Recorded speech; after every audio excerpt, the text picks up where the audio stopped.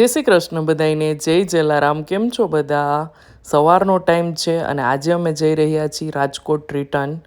8 દિવસ બધા સાથે રહ્યા, દિવાળી કરતા હતા અને દિવાળી પૂરી પણ થવા આવી અને આજે ચોથનો દિવસ છે. લાભ પાંચમના બધાને મુહૂર્ત હોય એટલે અમે જ્યારે આવીએ ને ત્યારે ચોથને દિવસે પછી નીકળી જાય.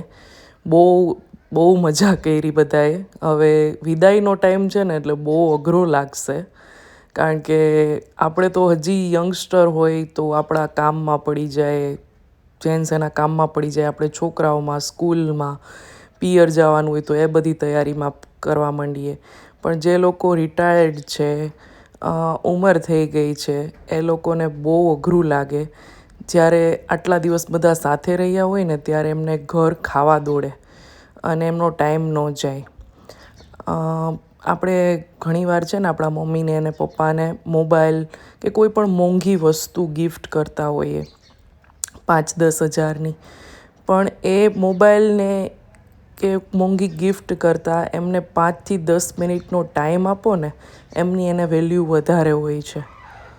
કારણ કે આ ટાઈમ એવો હોય છે ઘડપણનો, જેમાં એને પ્રેમ, લાગણી અને સમયની જરૂર હોય છે. એમનો ટાઈમ જ નથી જતો હોતો.